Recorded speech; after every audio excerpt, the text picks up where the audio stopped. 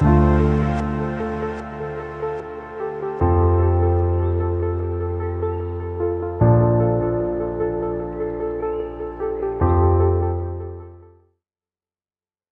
amor es lo que debemos ser. Es parte del que somos. Y es entonces la esencia de la piedad que queremos procurar. Si queremos vivir procurando la piedad, tenemos que vivir en amor. Entonces el amor es como el paraguas que cubre todas las virtudes, todas aquellas cosas que la Biblia nos llama que debemos ser, ¿verdad? Eso está cubierto con el amor. Y por eso vamos a avanzar el día de hoy en uno de los elementos del amor, en uno de los aspectos del amor que es ya una virtud que nosotros debemos adquirir o cultivar o crecer en ello, ¿verdad? Algo que debe ser evidente. Y estoy hablando de la humildad. ¿Okay? Estas virtudes que vamos a empezar a ver esta semana y las próximas semanas, estas virtudes son virtudes que hemos recibido nosotros, hemos heredado nosotros de los fundadores, líderes fundadores de Gracia Soberana. La primera de ellas es el entendimiento de la humildad. Algunos le han dicho la reina de las virtudes, ¿verdad? Y nosotros lo estamos viendo ahorita primero porque ya vimos la semana pasada que no puedes amar si no eres humilde. La humildad es el otro lado de la moneda del amor. ¿Ok? Entonces, si tú, por ejemplo, cuando tenemos fieles, y ojalá que algunos de estas personas que están recientemente se han agregado, de personas que se bautizaron, que tienen poco tiempo viniendo, ojalá y ellos hayan visto esto. Pero por darles un ejemplo, la gente que viene a fieles y los cientos de personas que sirven en fieles, ellos ven algo que no ven en otras iglesias o en sus propias iglesias. Y señalan y dicen, aquí hay una cultura de servicio. Eso, hermanos, es algo en lo que nos hemos aplicado a crecer en ello. Nosotros valoramos el servicio, lo valoramos y lo exaltamos y lo promovemos y los invitamos y estamos continuamente trayéndolo. Esos son cómo agregamos un valor a la iglesia como tal. Y eso es como queremos que toda la iglesia refleje esos valores. ¿Okay?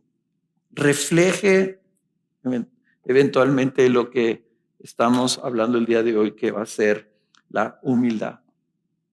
En otras palabras, estamos hablando de aquellas virtudes que nos distingan y que puedan ser los elementos que nos sirvan para contestar esta pregunta. ¿Cómo queremos ser como congregación? ¿Cómo queremos ser como congregación? ¿Queremos ser una comunidad de amor? Y ahora quiero que le agreguen, queremos ser una comunidad de amor en humildad. Queremos ser una comunidad de amor en humildad. Por eso el título de este mensaje se llama Una comunidad en humildad. ¿Okay? Y para ello, vamos a ver nuestro texto en Filipenses capítulo 2. Pero no voy a empezar en el versículo 1, sino que me voy a regresar al versículo 1:27. Y eso es lo que debes tú de hacer cuando tú vas a leer un versículo que empieza con por tanto. Si tú vas a leer un versículo que dice por tanto, tienes que leer lo que viene antes, ¿verdad? Porque lo de antes te va a definir por qué dice por tanto. ¿Ok? Entonces vamos a empezar en el 27, en el 1:27. Y voy a leer de la Biblia de las Américas y dice así. Solamente compórtense de una manera digna del evangelio. Eso es lo que queremos. Comportarnos de una manera que corresponde a lo que Cristo ha hecho por nosotros. Solamente compórtense de una manera digna del Evangelio de Cristo, de modo que ya sea que vaya a verlos o que permanezca ausente, pueda oír de ustedes que ustedes están firmes en un mismo espíritu, luchando unánimes por la fe del Evangelio. De ninguna manera estén atemorizados por sus adversarios, lo cual es señal de perdición para ellos, pero de salvación para ustedes, y esto de Dios. Porque a ustedes se les ha concedido por amor de Cristo, no solo creer en Él, sino también sufrir por Él, teniendo el mismo conflicto que vieron en mí, que ahora oyen que está en mí. Por tanto, si hay algún estímulo en Cristo, si hay algún consuelo de amor, si hay alguna comunión del Espíritu, si algún afecto y compasión, hagan completo mi gozo siendo del mismo sentir, conservando el mismo amor, unidos en espíritu, dedicados a un mismo propósito.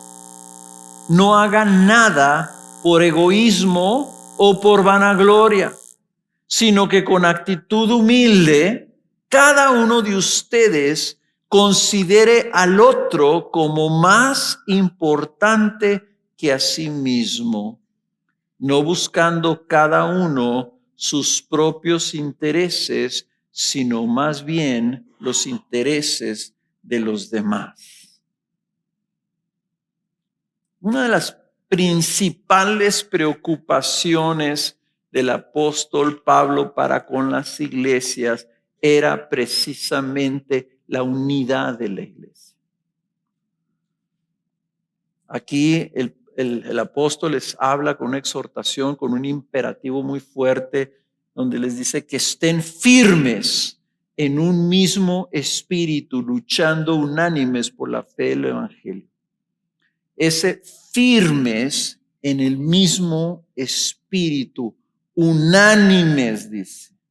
Ese es el contexto. Por eso Pablo les dice, por tanto, porque estar luchando, esforzándonos por conservar la unidad de la iglesia es algo que nos debe distinguir si queremos ser una comunidad de amor.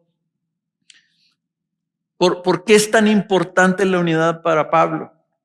Porque el amor, hermanos, produce unidad. Lo vimos la semana pasada. El amor cubre multitud de pecados. Pero el odio, ¿qué es lo que produce? Conflicto, pleito.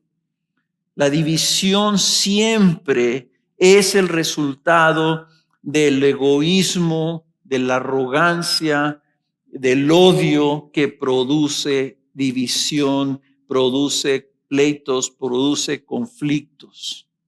Por eso es que entonces el apóstol les dice, por tanto, debemos buscar la humildad. La semana pasada en el texto que les leía de Colosenses, veíamos que Pablo les decía, sobre todas estas cosas que les estoy hablando, vístanse de amor. Y lo que dice, porque es el vínculo de la unidad.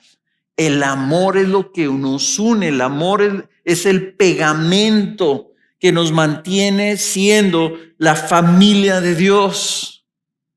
Nosotros tenemos que estar más unidos que aún la unión que tenemos con nuestros hermanos de sangre. ¿Por qué? Porque nosotros lo que nos une es el amor de Cristo. Sin embargo, vemos tristemente que muchas iglesias sufren por la división. Entre esas cosas, por sobre todas estas cosas, vístanse de amor. Y una de esas cosas era la humildad. Miren, les voy a leer otro ejemplo en Efesios 4, versículo 1. No lo busquen, se los van a poner aquí. Efesios 4, 1 dice el apóstol Pablo, dice, yo pues prisionero del Señor, les ruego que ustedes vivan de una manera digna de la vocación que han sido llamados. Otra vez, vivan de una manera que corresponde a lo que Cristo ha hecho por nosotros. Vivan de una manera digna. Versículo 2, que vivan con toda humildad. No nomás con tantita humildad. No nomás con humildad, no, con toda humildad. Y mansedumbre, con paciencia, soportándose unos a otros en amor, esforzándose por preservar la unidad del Espíritu en el vínculo de la paz. ¿Cuál es el vínculo de la paz? El amor. Pues sobre todas estas cosas, el amor, hermanos, debe de producir un cuerpo unido. Somos un solo cuerpo, tenemos un solo Dios, compartimos el mismo Espíritu. Todos hemos sido perdonados, somos una familia en el Señor, somos el pueblo, somos un solo pueblo. Y entonces el Señor nos llama a vivir en ese amor. Ahora, ¿cómo hemos entonces de vivir así? ¿Cómo es que podemos vivir en unidad? Pablo nos da la solución en Filipenses del 1 al 4. Y lo que nos dice Pablo es que la unidad de la iglesia requiere que la iglesia viva en humildad por amor. La unidad de la iglesia requiere que la iglesia viva en humildad por amor, que seamos una comunidad en humildad por amor. ¿Cómo empieza? ¿Cómo lo dice Pablo? ¿Cómo es que hemos de expresar esta iglesia unida? Si queremos ser esa comunidad de amor, vamos a necesitar humildad. Y lo hace iniciando con 4 preguntas retóricas. Preguntas retóricas es una pregunta que te hacen una pregunta, pero la respuesta es obvia, la respuesta te la está diciendo el mismo que te está haciendo la pregunta. 4 preguntas que empiezan con el si hay. Si hay esto en ustedes, si hay esto otro, si hay esto otro, entonces nos va a decir algo. Entonces cada una tiene que ver con algo que Cristo trajo a nuestra vida. Tienen que ver con nuestra identidad, con lo que hemos sido hechos por el Evangelio. Tiene que ver con la iglesia que vive como un solo cuerpo. Tiene que ver, primero que nada, con nuestra unión con Cristo. Dice la pregunta así, y no solamente lo tienen ustedes ahí en Filipenses 1:1, dice, por tanto, si hay algún estímulo en Cristo, si hay algún consuelo de amor, si hay alguna comunión del Espíritu, si algún afecto y compasión, se fijan, si hay esto, si hay esto, si hay consuelo, si hay el estímulo de Cristo, ¿de qué está hablando? Miren cómo lo pone la nueva versión internacional, ese mismo versículo 1. Dice, por tanto, si sienten algún estímulo en su unión con Cristo. La primera pregunta es si hay algún estímulo. Esa palabra estímulo es la palabra paraclesis. Ya lo vimos nosotros cuando estábamos hablando del consuelo del Evangelio, ¿verdad? Cuando veamos esta palabra tiene que ver con el paracaleo, tiene que ver con el paracleto, tiene que ver con el consolador, con el ayudador. El estímulo, la paraclesis es algo que te está animando, te está moviendo hacia algo. Y si tu estímulo es en Cristo, como lo pone la nueva versión internacional, si hay algún estímulo en su unión con Cristo. Quiere decir que si tú, así como decía ahorita Alex en el bautismo, si tú fuiste unido a la vida de Cristo, andas ya en una novedad de vida, eres una nueva criatura.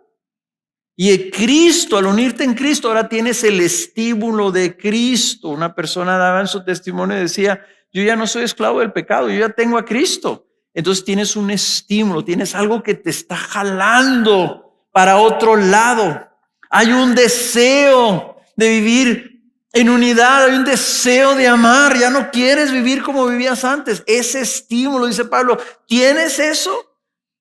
Y la respuesta es, si no lo tienes, si no lo experimentas, si no hay algo en tu vida que te está jalando hacia Cristo, entonces no tienes a Cristo.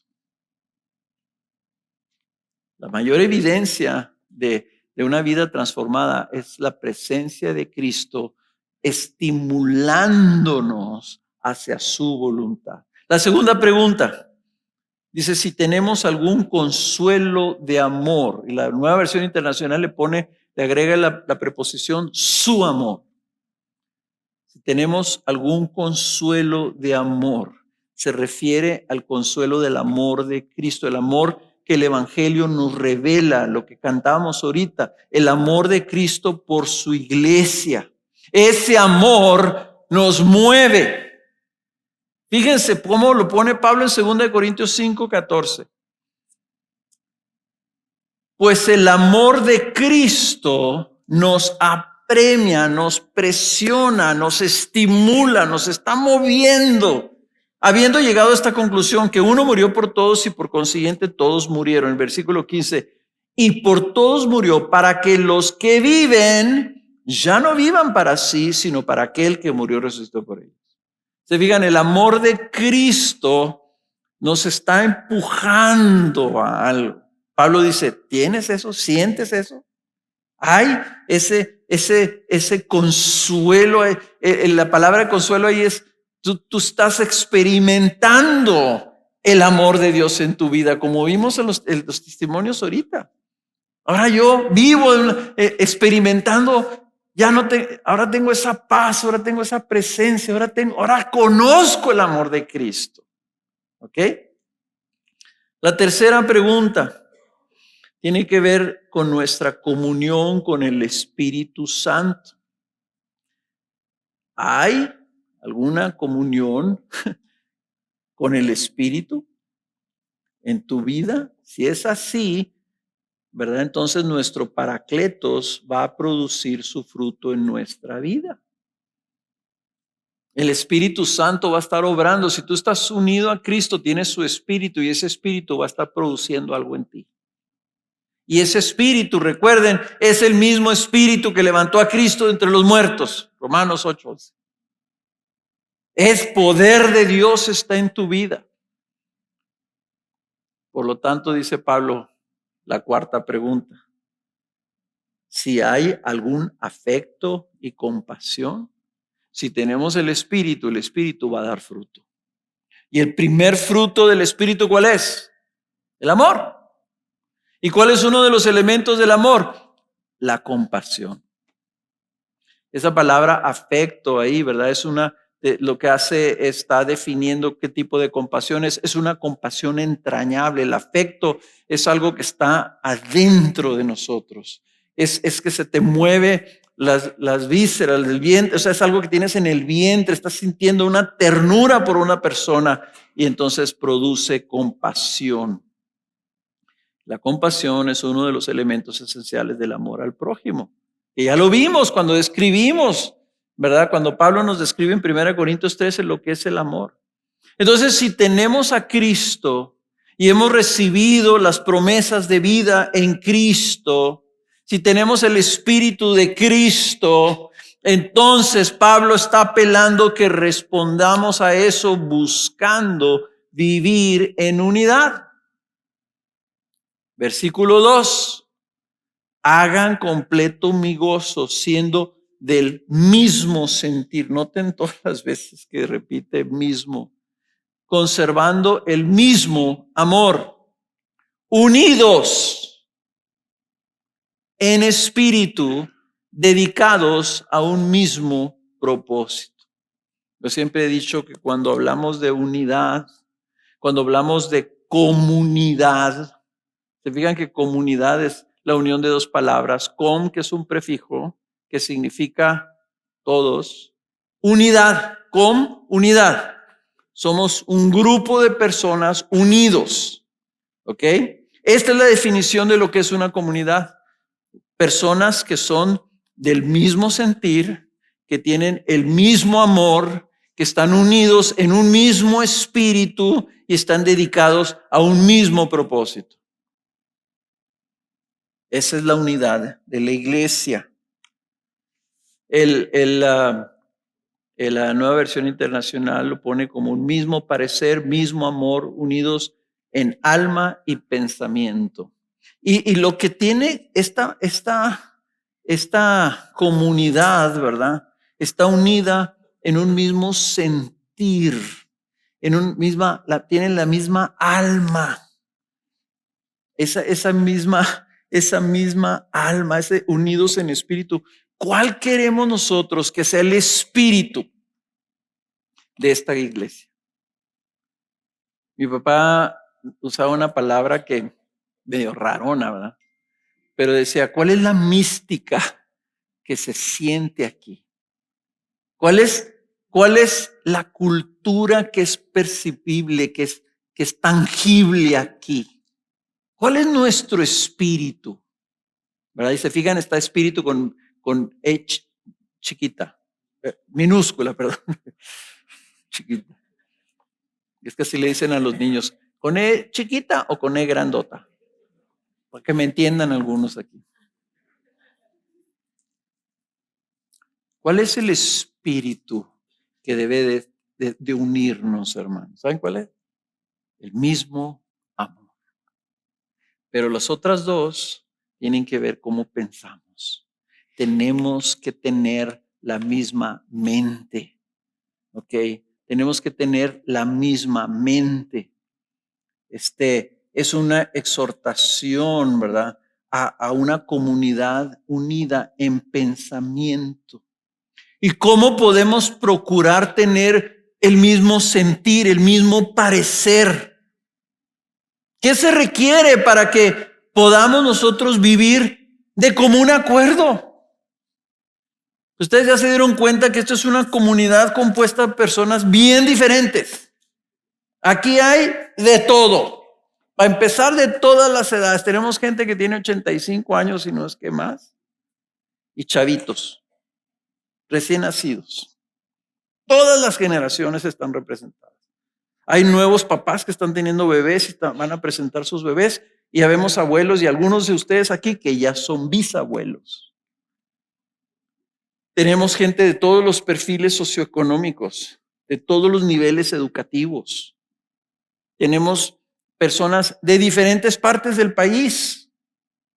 No sé yo, ¿verdad? Pero espero no ser el único que soy nacido de Juárez, criado de Juárez, con papás que son de Juárez. Pero es muy probable que sí lo sea. Okay, si soy juarense yo, si lo digo con orgullo, con sangre apache también. ¿Cómo siendo tan diferentes podemos tener el mismo sentir, el mismo parecer, el mismo pensamiento? ¿Cómo se puede ser esa comunidad? La comunidad que el Evangelio produce, hermanos, es una comunidad sobrenatural y por ello es extraordinaria. Permanece en unidad a pesar de nuestras diferencias y solamente el Espíritu Santo la puede producir por medio del amor. Voy a volver a repetir. La comunidad que el Evangelio produce es una comunidad sobrenatural y por ello extraordinaria y que permanece en unidad a pesar de nuestras diferencias, porque solo el Espíritu Santo la puede producir por medio del amor.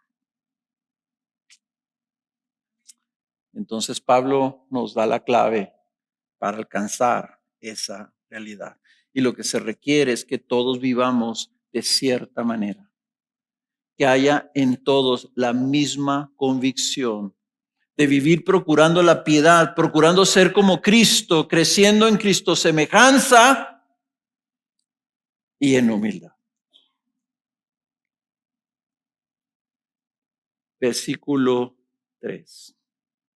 Aquí está la clave, mi segundo punto. Estamos llamados a vivir considerando a los demás. Llamados a vivir considerando a los demás. Ya se están dando cuenta, esto se parece mucho al amor, ¿verdad? Dice Pablo en versículo 3, no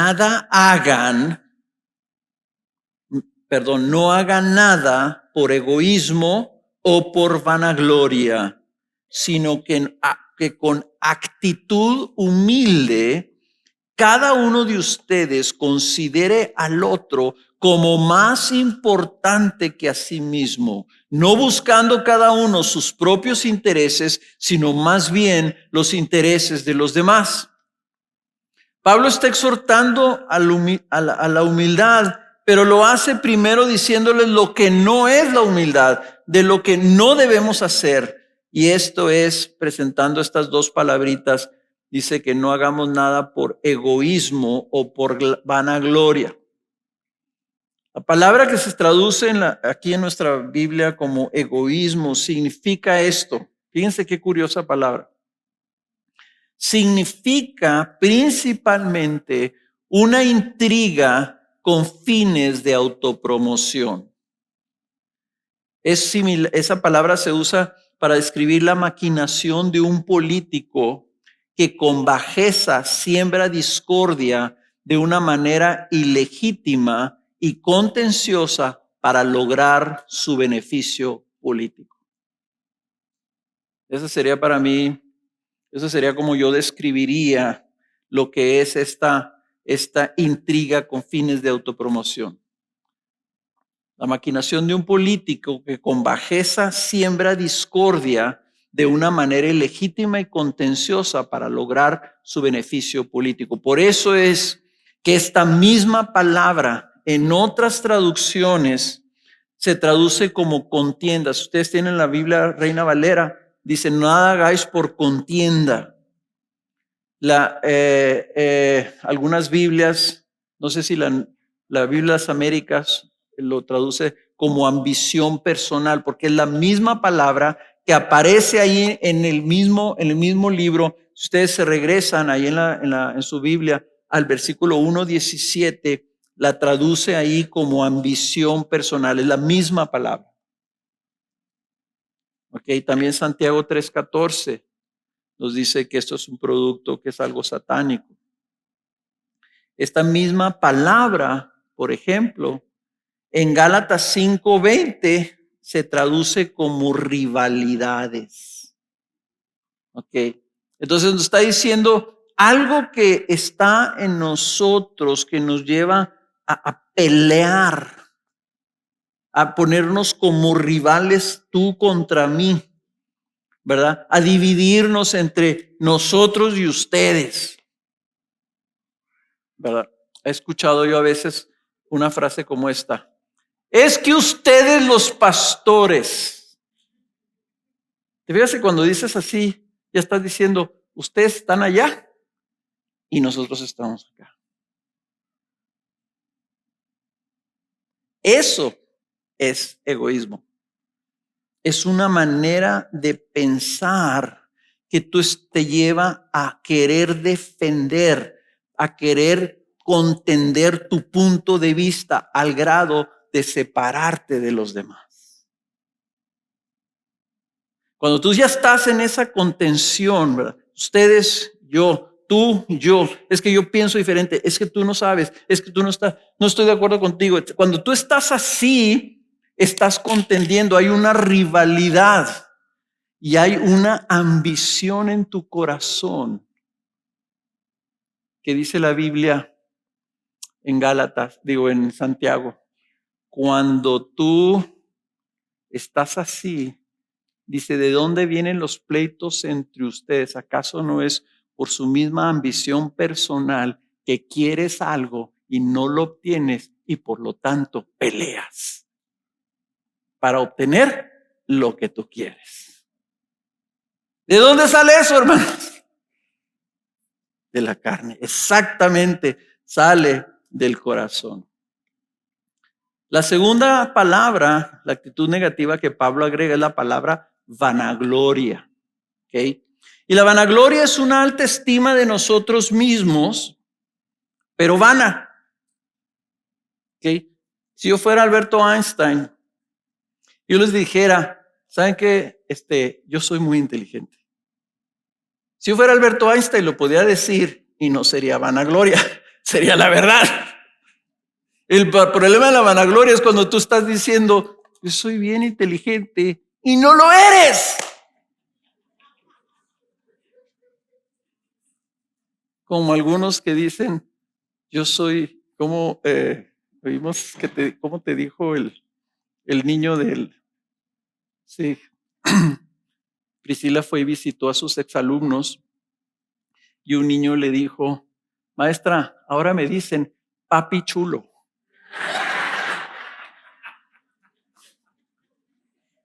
Si tú le dices a tu esposa, de aquí en adelante dime papi chulo, eso es vanagloria. Porque ni eres su papi, ni eres chulo. ¿Ok? Es una alta estima de nosotros mismos que es algo vana, o sea, sin justificación, es un orgullo vacío. Y es lo que es la vanidad, una vana consideración alta de nuestra propia opinión. Es algo inflado. La palabra podrías describir todo el pez globo ese que se infla con aire. No tiene sustancia interna, es solo aire. Esa es la vana gloria, la falsa ilusión de una gloria irreal. Ambas palabras la está usando Pablo dentro del contexto de una manera de pensar. Está diciendo, ustedes tienen que tener la misma manera de pensar, el mismo propósito, la misma intención, el mismo espíritu. Entonces, Pablo está diciendo, no hagan esto por egoísmo, por separarse, no hagan nada por estar queriendo tener contención y rivalidad, y no hagan nada en base a su vanagloria. O sea, esto está describiendo Pablo una manera de pensar egocéntrica. La humildad o falta de humildad tiene que ver en cómo piensas de ti mismo, cómo te consideras ante los demás. Hermanos, la humildad empieza en cómo estás pensando acerca de lo que tú eres.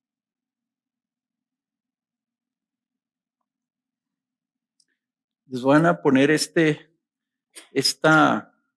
expresión, esta manera en que un comentarista lo pone así. Mientras los cristianos tengan una actitud de que lo que más importa es la autorrealización y la autopromoción, la iglesia nunca podrá experimentar el tener un mismo sentir, un mismo pensar, un mismo propósito. Mientras la iglesia, mientras los cristianos tengan una actitud de que lo que más importa es la autorrealización y la autopromoción, la iglesia nunca podrá experimentar el tener un mismo sentir. Esta es una manera de pensar egocéntrica. Mi promoción, mi realización, mi pensamiento, mi propósito, mi opinión. Si eso es lo que más importa en tu vida, nunca vas a poder ser parte de una comunidad que tenga el mismo sentir. Y sin embargo, Cristo quiere que tengamos el mismo sentir. Entonces, Pablo está exhortando a la iglesia a vivir en esa unidad, alcanzar esa unidad por medio de la humildad. Entonces les dice, ¿verdad? Al contrario, no hagan nada por egoísmo, por vanagloria, sino que con actitud humilde. Y esa traducción, actitud humilde, es exacta. Algunas Biblias creo que la tradujeron nomás con humildad. Pero cuando dice actitud humilde, te está diciendo, esto tiene que ver cómo estás tú pensando. Te está diciendo, tú tienes que tener una opinión humilde de ti mismo. Que pienses de ti mismo de una manera sensata, con sobriedad. Tener un sentido de tu propia pequeñez delante de lo que es verdaderamente importante, valioso y perfecto. O sea, es una modestia en nuestro pensar. Miren cómo lo pone el apóstol Pablo en Romanos capítulo 12, versículo 3. Porque en virtud de la gracia que me ha sido dada, le digo a cada uno de ustedes, me gusta que dice, le digo a cada uno de ustedes, para que agarre lo personal, que no piense de sí mismo más de lo que debe pensar, sino que piense con buen juicio. Por eso le puse yo, piensa de una manera sensata, piensa de una manera sobria, con buen juicio, según la medida de fe que Dios ha distribuido a cada uno. Y ahorita les decía, ¿de dónde viene el orgullo? Y alguien dijo del corazón, exactamente, lo dijo Jesús en Marcos 7:22, del corazón surge todo esto y dice, y eso es lo que contamina nuestro ser. En nuestra carne está surgiendo el pensar pensamientos gloriosos, pero de nosotros mismos. Eso es lo que surge de nuestra carne. Y entonces el Espíritu Santo es el que tiene que resistir nuestro corazón orgulloso, llevarnos a pensar de nosotros con sobriedad y modestia. Ahora, aquí es donde tenemos que tener cuidado, porque esto es un concepto completamente contrario a lo que el mundo te enseña como valioso. El mundo te dice que tú eres lo más importante, que debes considerarte, debes valorizarte primero antes que a los demás. Debes amarte primero tú, porque si te amas tú, si no te amas tú, no puedes tú amar a los demás. Entonces, hay estas prácticas que te paras en un espejo y dices, tú eres maravilloso, eres magnífico, eres una obra perfecta de Dios. Lo que el mundo está haciendo está exaltando el egoísmo y decir, lo más importante es que tú te valorices y te consideres altamente, ¿verdad? Mejor de lo que eres. Hermanos, es un egoísmo vanaglorioso. El mundo te dice que debes considerar primero tus propios intereses, que pongas atención a tus deseos, que si no lo haces, entonces tienes una baja estima de ti mismo y por lo tanto necesitas levantar tu opinión de ti mismo. Vivimos en una sociedad, hermanos, y ahora peor, de una manera aberrante a través de los medios sociales, enfatizando el egoísmo, que exalta el individuo y sus derechos y te anima a que busques todo lo que te satisface y te hace feliz. Y claro, el mundo vive conforme a su carne, pero el hecho de que haya jóvenes que caen en depresión porque ponen cosas en el Facebook o en el Instagram o una cosa así, y nomás 3 o 4 personas le ponen una palomita o no sé qué sea, creo que en el Twitter es un like y el otro es una palomita o un corazoncito, algo así. Y entonces se deprimen. Nadie, no le gustó a nadie. Y entonces están buscando, ¿verdad? Ahora hasta se hacen photoshopean la cara y todo para parecer algo que no son. Eso es vanagloria. Ponen un filtro.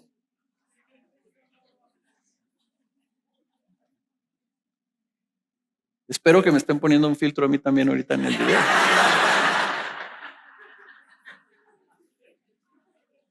Porque estas cámaras de 4K le sacan a uno todo. Entonces, si esto es lo que el mundo está presentando, tú tienes que hacer la pregunta, ¿a quién estás escuchando? Nosotros queremos ser una comunidad de amor que vive en humildad, hermanos. Al que tenemos que escuchar es a Cristo. ¿Okay? En lugar de estar escuchando el mundo que te dice que merecemos la consideración de los demás, que nos ofende que no nos tomen en cuenta. Y no solamente eso, lo grave es que no solamente esperamos una consideración correspondiente, ¿verdad? Pues yo te respeto, tú me respetas, ¿no? Así como que correspondiente, sino que esperamos que se nos considere en base a nuestro pensar elevado de nosotros mismos. Si nosotros nos sobrevaluamos, queremos que la gente nos sobrevalúe también. Entonces, si yo pienso que soy el mejor predicador y viene alguien y me dice, pastor, fíjese que escuché esta predicación de este otro predicador, no sabe cómo me bendijo. Y yo digo, pues, me estás diciendo a mí que soy el mejor predicador. Yo me siento mal. Eso es de lo que estamos hablando. ¿Cómo actúa la actitud de humildad? ¿Qué es este pensar en humildad? Que cada uno, dice el versículo 3 en la segunda parte, que cada uno de ustedes, otra vez, cada uno de ustedes, todos hermanos, considere al otro como más importante que a sí mismo. Esa palabra ahí importante en otras traducciones sería considera a los más excelentes. La Nueva Versión Interior dice considéralos como superiores. La Nueva Traducción Viviente dice considéralos como mejores que tú. Ese pensamiento donde nosotros estamos pensando de los demás como superiores. Fíjense cómo la humildad tiene que ver cómo piensas de ti en base a los demás. ¿Cómo piensas de los demás? Eres humilde si piensas de los demás que son superiores. Por lo tanto, si yo pienso que otro es mejor predicador que yo, no me sorprendería y no me molestaría que alguien viniera y me dijera que fueron muy bendecidos al oír esa predicación. Pues diría, obviamente, esto es un buen predicador. ¿Verdad? Entonces, no puede ser humilde. Esto es lo que quisiéramos nosotros, así que el Espíritu Santo nos hiciera humildes así, ¿verdad? No puedes ser humilde instantáneamente. Tienes que empezar a evaluar correctamente, evaluar tu propia vida correctamente. Tienes que cambiar tu manera de pensar acerca de ti. Una de las tragedias que escuchamos nosotros aquí, y es frecuente, de personas que los despiden de su trabajo y luego se ofenden grandemente con el patrón y dicen, yo siempre trabajé muy bien y siempre cumplí, les di más del 100%, les di 150% y me despiden. Y no dudo que haya ocasiones en donde se hacen recortes y algo así, pum, y parejo a todo mundo, ¿no? Pero yo también fui patrón. Yo no voy a despedir a mi mejor empleado. Y los que son patrones aquí lo saben. Sería un tonto si yo despido a mi mejor empleado, ¿no? Sin embargo, hay hermanos que los despiden y dicen, ¿despidió a su mejor empleado? ¿Qué está pasando? Está pensando de sí mismo más allá de lo que debe de pensar. No tiene el correcto concepto. Entonces lo que debemos hacer sería evaluarte como sobriamente, ¿verdad? Modestamente y buscar la retroalimentación. Oye, jefe, ¿cómo me ves? ¿Cómo puedo mejorar? ¿Qué ves en mí donde no estoy cumpliendo tus expectativas? A los compañeros de trabajo. Si eres padre, no pienses que eres el mejor papá. Pregúntale a tu esposa, mucho mejor. Pregúntale a tu hijo, ¿cómo puedes ser mejor papá? La humildad requiere, hermanos, que pensemos correctamente, que tengamos la consideración y estamos nosotros entonces ahí, ¿verdad? Nos está dando la clave de cómo adquirir esa actitud humilde, vivir nosotros buscando, dice, los intereses de los demás, versículo 4.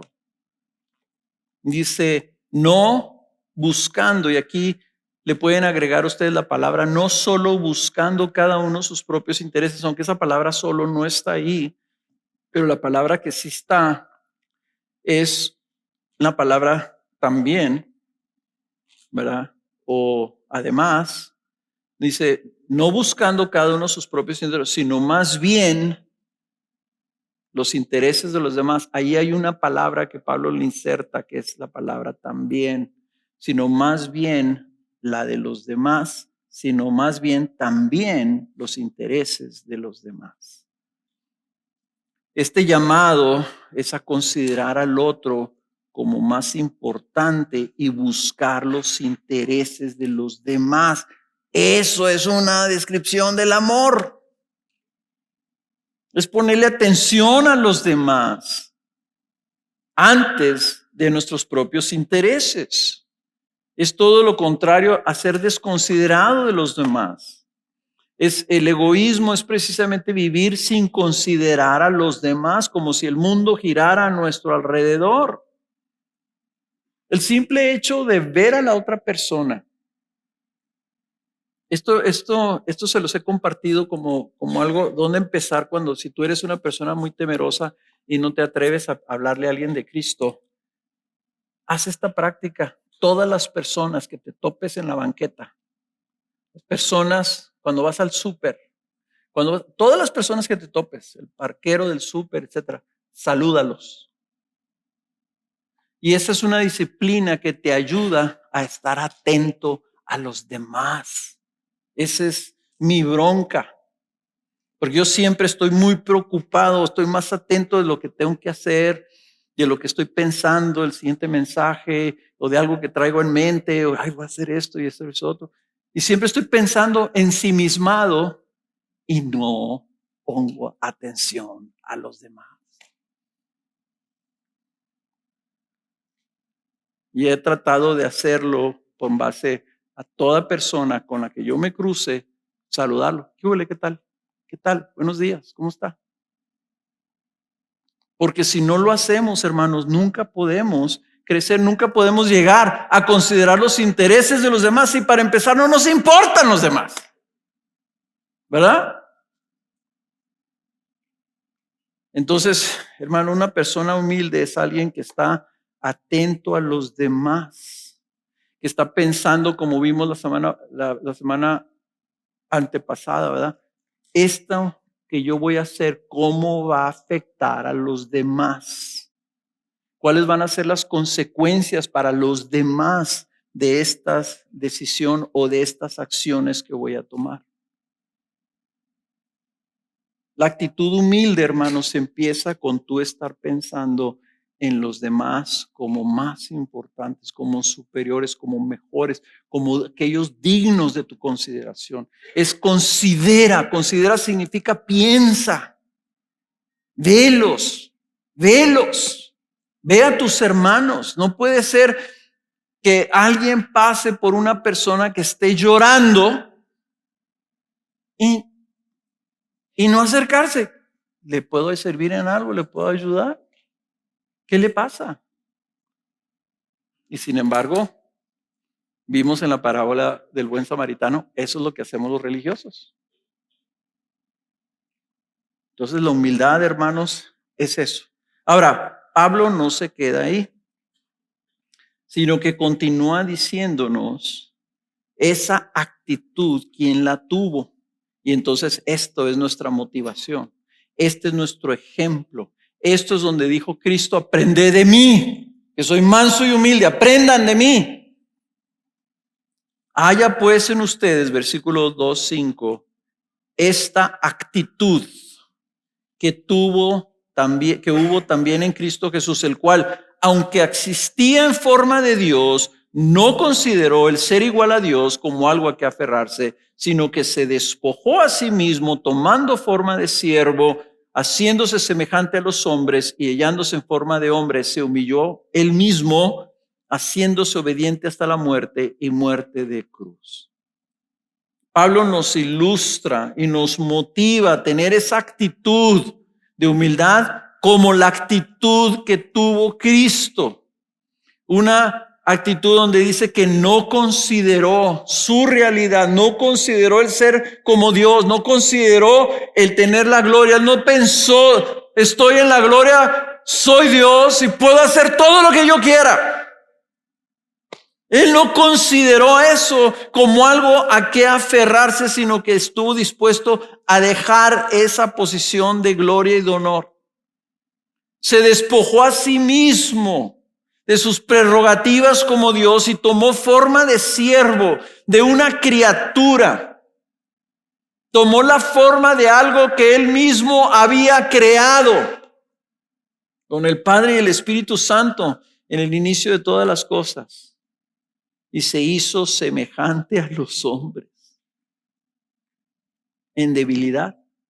Y siendo hombre, se humilló él mismo aún más, haciéndose obediente hasta la muerte y muerte de cruz. Y todo este descenso, ¿por qué lo hizo? Aquí les voy a cambiar un poquito porque tal vez muchos de ustedes están diciendo, lo hizo porque nos consideró a nosotros como mejores.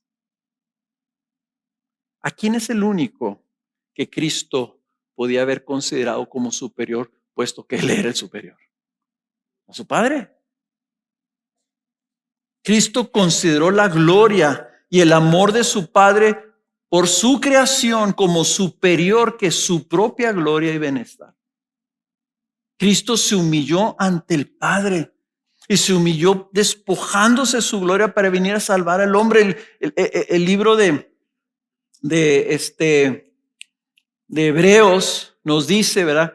Que el Padre le dijo Jesús al Padre, no quisiste más sacrificios, me preparaste un cuerpo. Y yo dije, vengo a hacer tu voluntad. Él buscó despojarse para salvar al hombre pecador y poder llevar un gran pueblo a la gloria con su Padre. Cristo era y es siempre, pero eternamente mejor que nosotros, pues somos criaturas de Él. Si somos seres caídos con pecado y sin embargo, porque Él consideró superior la gloria de su Padre, consideró mejor el propósito de su Padre y entonces consideró mejor que el Padre quería salvarnos y consideró que para nosotros era mejor salvarnos, porque eso era un acto de amor. Consideró nuestro interés, nuestro beneficio, nuestro bienestar.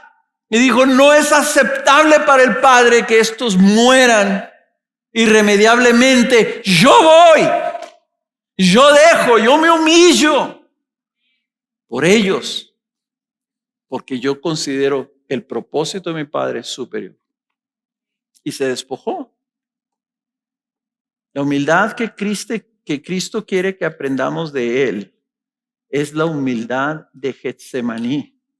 La humildad de estar dispuesto a despojarse para buscar el interés de nuestro Padre Celestial sobre todas las cosas. Y lo vimos en Getsemaní, Cristo hincado diciendo, Señor, si es posible, que pase de mí esta copa. Pero no se haga lo que yo quiero, sino lo que tú quieres. Ahí está la humildad. O sea, Él estaba pensando en su Padre primero. Y estaba pensando también en nosotros y en nuestro bien. Entonces la humildad de estar dispuesto a despojarnos para buscar el interés de nuestro Padre Celestial, ahí es donde empieza la humildad.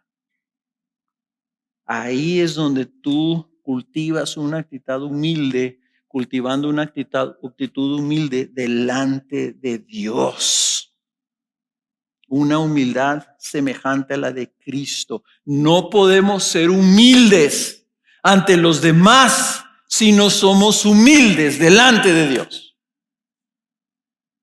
No podemos ser humildes ante los demás si primero no somos humildes delante de Dios. ¿Cómo te ves tú delante de Dios? ¿Consideras que Dios te debe algo? ¿Consideras que Dios no te ha cumplido? ¿Consideras que tú eres igual que Dios y le reclamas y te quejas?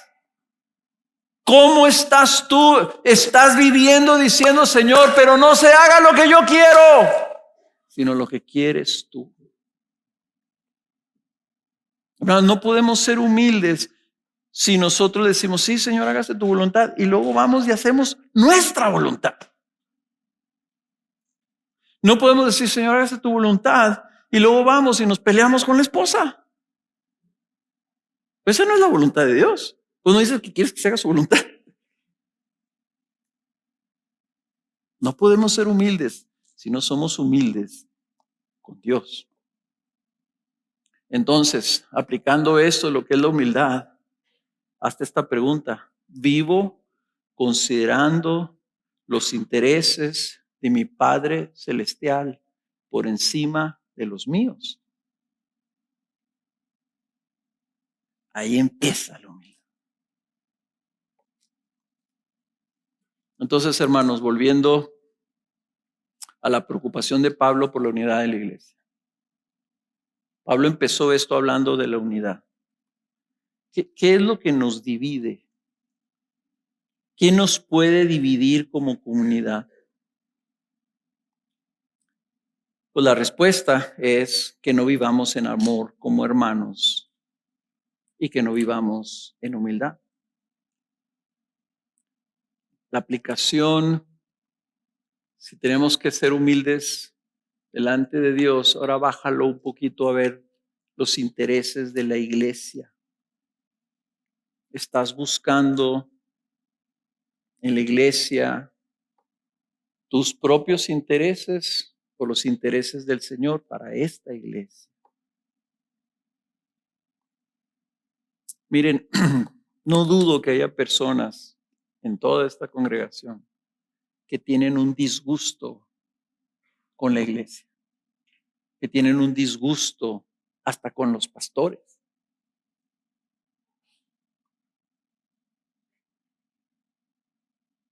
Y a mí me lo han dicho. Y cuando se tiene un disgusto con la iglesia, etcétera, dejas de recibir. Y estás porque, pues, ¿a dónde más me voy? Y aparte ya tienes años, ¿verdad? Y entonces, como dices, no, pues ahí me quedo, ¿verdad? Pero, tienes un pero. Eso, hermano, lo tienes tú que evaluar.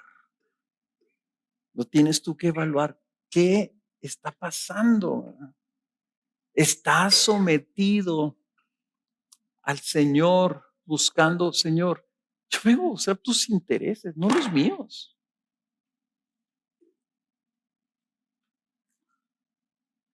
Y dicen tristemente, ¿verdad? Lo que te trajo a una iglesia es lo que te saca de esa iglesia. Si a ti te trajo a la iglesia porque venías buscando amistades y relaciones, y alguna de esas relaciones o amistades te fallan, te va a hacer de la iglesia. Pero si a ti lo que te trajo a la iglesia es, yo vengo a buscar los intereses de Dios solamente, nunca nada te va a sacar de la iglesia. Porque no estás buscando lo tuyo. Estás despojando de lo tuyo para servir al Señor. Está exaltando tu opinión por sobre los intereses de los demás. ¿Estás atento considerando las necesidades o intereses de los demás o solo los tuyos? Hermanos, necesitamos el Espíritu Santo. Necesitamos el Espíritu Santo porque no podemos ser esa comunidad extraordinaria, esa comunidad sobrenatural que vive en amor y humildad si en nuestra carne está surgiendo continuamente ese espíritu de disensión y ese espíritu de autoexaltación y ese espíritu en lugar de pensar modestamente de nosotros, estamos pensando altamente de nosotros y de nuestra propia opinión. ¿Okay? Miren, esta es apenas la primera predicación. Y le tenemos que rascar a la humildad muchísimo más. Pero vamos a tener la cena del Señor y vamos a aprovechar Filipenses 2 para tomarla. Les voy a pedir a los sugieres que pasen, por favor, y que entreguen esto. Espero que ya estén listos. Rápidamente, voy a volver a leer Filipenses 2 del 5, pero ahora lo voy a leer hasta el 11. Filipenses 2 del 5 hasta el 11. Si lo tienes en tu Biblia, abre ahí en Filipenses 2 versículos. Y dice así: Haya pues en ustedes esta actitud que hubo también en Cristo Jesús, el cual, aunque existía en forma de Dios, no consideró el ser igual a Dios como algo a que aferrarse, sino que se despojó a sí mismo, tomando forma de siervo, haciéndose semejante a los hombres. Y hallándose en forma de hombre, se humilló él mismo, haciéndose obediente hasta la muerte y muerte de cruz. Por lo cual Dios también lo exaltó hasta lo sumo y le confirió el nombre que es sobre todo nombre, para que al nombre de Jesús se doble toda rodilla de los que están en los cielos y en la tierra y debajo de la tierra, y toda lengua confiese que Jesucristo es Señor, para gloria de Dios Padre. Dios Padre, al ver la humildad de Cristo y su fidelidad de la obediencia hasta la muerte y muerte de cruz, lo exalta hasta lo sumo y lo exalta hasta lo sumo para que luego toda lengua, todo nombre, toda persona, todo reino, todo se doble ante Cristo Jesús. Se incline, se postre ante Jesús. Hermanos, nosotros tenemos la opción de humillarnos delante de Dios voluntariamente, o vendrá un día donde el poder de Dios va a obligar a toda criatura que se humille y se postre delante de Cristo Jesús. O sea que yo creo que nos conviene mucho más buscar la humildad aquí, a que luego un ángel gigante nos agarre de la cabeza y nos ponga la cabeza en el suelo delante de Cristo a fuerzas, porque toda rodilla se va a doblar delante de Cristo. La humildad de Cristo le ganó eso. El Padre va a asegurar que todos se humillen delante de Él. Y ahorita lo que vamos a hacer en la celebración de la Cena del Señor es nosotros humillarnos delante de Él. Porque Él dijo, cuando hagan esto, háganlo en memoria de mí. Acuérdense de cómo yo me despojé hasta de mi propia vida. Probé la muerte para gloria del Padre, en obediencia a mi Padre. Y lo dice, hagan esto en memoria de mí. Y nos dice, aprendan de mí. Nos está diciendo cuál es el camino a la gloria. ¿Cuál es el camino a la exaltación? ¿Cuál es el camino a la victoria? El camino es por medio de esa humildad. Vamos a ponernos de pie.